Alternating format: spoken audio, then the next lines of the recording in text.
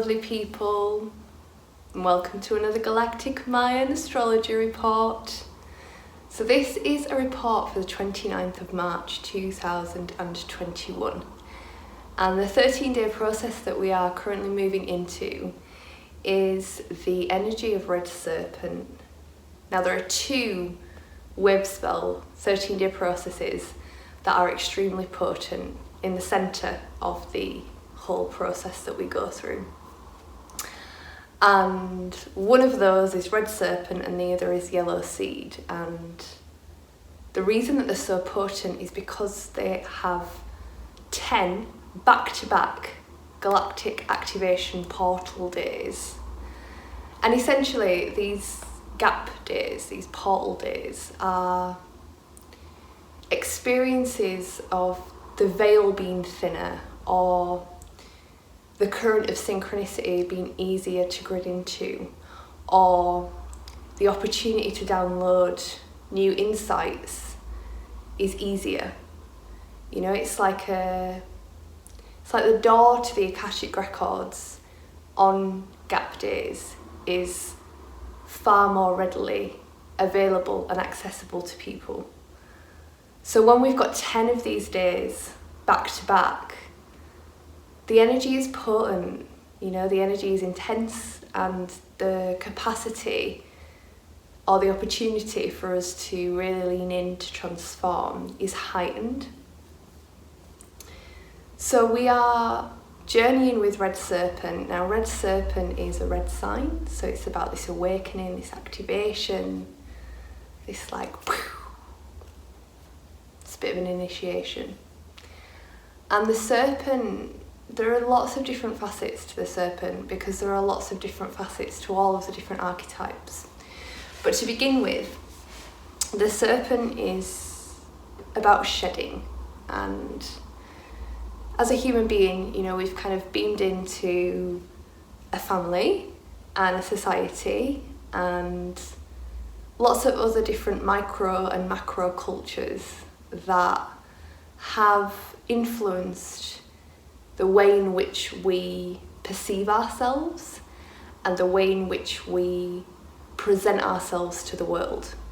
So all of these different layers are not necessarily our own truth. And there's dissonance, you know, it doesn't fully align. It feels a bit clunky. And especially as we start to do conscious personal development, we can really recognise that, wow, that skin of mine is actually limiting me. It's not actually permitting me to harmonise with how I'm feeling inside. So really, you know, our job is to begin to dismantle these masks and these different layers of our conditioning. And that's one aspect of the serpent, is the process of consciously shedding the skin. Now, something that one of my teachers, Oya, shared many years ago at her retreat centre called Red Earth, which is another Mayan archetype. She didn't choose the name because of that. It was all incredibly synchronistic. But she shared that, you know, when the snake sheds the skin, they shed the skin from the eyes as well. And this is something that really hit me and has hit many, many people that I've connected to around Mayan astrology when I've shared this, because it's also about our perceptions. And when the skin of the eyes of the snake sheds, they have to hide, you know, they go blind for a number of days.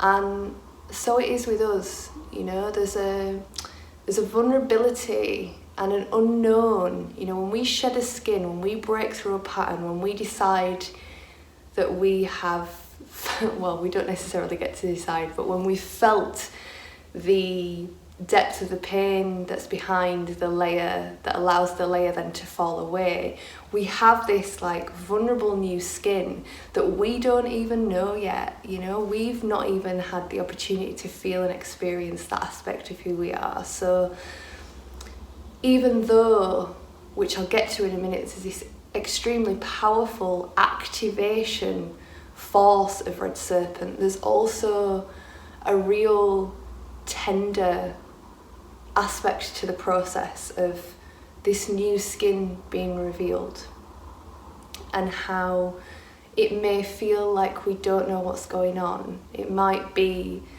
within this wave spell that we kind of have a bit of an identity crisis, or a little bit of a unknown tunnel experience, but we're just trusting that this is part of the shedding process.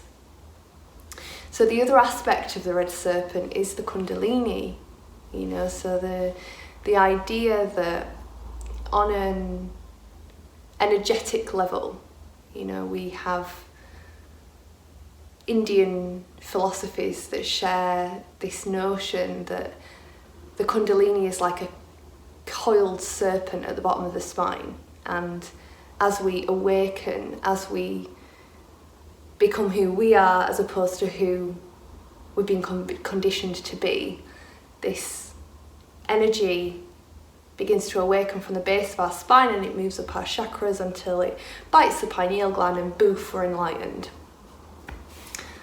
So take from that what you will, but this idea of the kundalini force and this deep sexual, sensual aspect that hums through all existence is another aspect of red serpent. This is also the archetype of sexuality. This is also,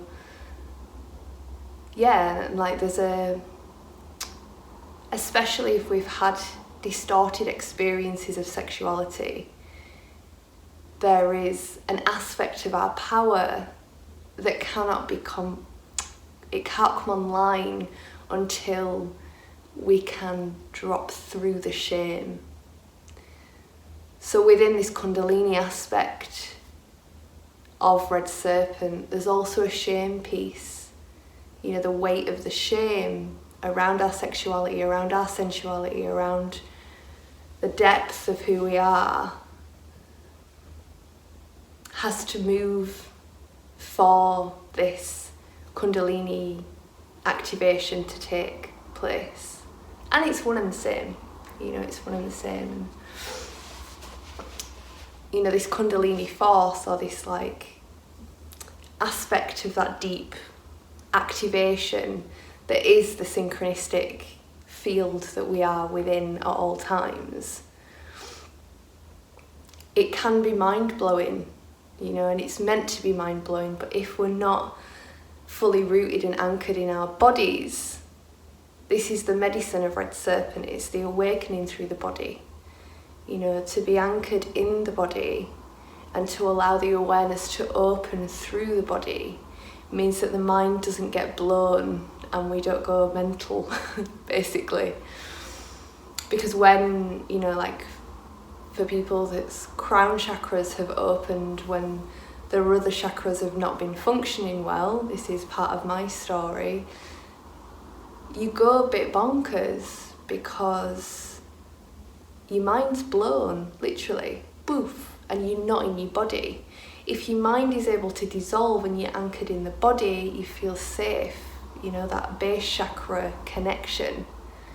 And that's really what the serpent is embodying. It's like awakening through the body, awakening through sensuality, awakening through touch, awakening through the body, and allowing all of these different layers of shame to fall away, because a lot of these distortions that we have been conditioned through in these micro and macro cultures that I mentioned, a lot of the ways in which this process of conditioning has taken hold has been through shame. We've learned to embody shame, to reject ourselves as a result, and to morph ourselves as a result. So we've had this poison that is a gold as we transform it, but we've had this poison injected into us in many, many different ways, and we've grown around it accordingly. And the ways in which we've grown have been influenced by this toxicity, and often are also an embodiment of the toxicity. So the ways in which we relate may be pretty toxic because of the way that we have struggled with this shame, the way that we treat ourselves maybe pretty toxic. You know, there's just all of these different layers of distortion, essentially. And what Red Serpent invites us into, essentially, to begin with, is our own bodies.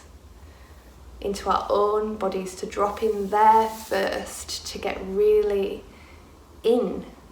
And it's so easy, especially as a woman, and I know that this is the case for everybody, you know, men as well, and people that don't identify as a binary gender, but even more so, you know, this thing of the gender piece as well. There's just this like real rejection of self, real rejection of body, due to conditioning and constructs around what a woman's body should look like, and what a man's body, and if you have a woman's body, what you should be like, and all of these different ideas, mental constructs that have been put upon the body have continuously given us this ease to drop into shame. And again, I know this from personal experience. If I've had a month of working out loads and eating really well, I feel all right in my body, and I feel all right in my reality and my existence. If that hasn't been the case, it affects everything. And to feel safe in the body, again, because of personal history, which a lot of us have experienced, is a big thing, you know. And so when we're journeying with Red Serpent, it's really this like getting into safety with our bodies, getting into safety within our bodies, gets us into safety within our lives, gets us into like base chakra connection, which is the starting point always. The money starts to flow, the material needs are met. And then from that place, the awakening into connection is able to take hold. But if those pieces aren't in place, which 9 times out of 10 they're not, because of what we've experienced, because it's very profitable as well for all this stuff to be skew with. So our responsibility is to sort this shit out. You know, it's not about anything external. The external naturally shifts when the internal changes, but whilst we're still all operating from this dodgy space inside, nothing on the outside can change. Or if we do attempt to create change, it's not gonna stick, because we don't have the inner magnetic pull to be like, this is what we want in our reality, this is what we are manifesting in our reality. So really the guidance that's kind of coming through for Red Serpent is around getting into beautiful, loving connection with your own body. No matter what your body looks like, no matter what your gender story is, no matter what your sexuality history is, no matter what your body looked like a few years ago, for right now, for you to be able to perhaps move through those stories, if that's what needs to happen, but to find a way of feeling safe in your body, of feeling at ease in your body, so that your nervous system's not kicking off every 2 minutes.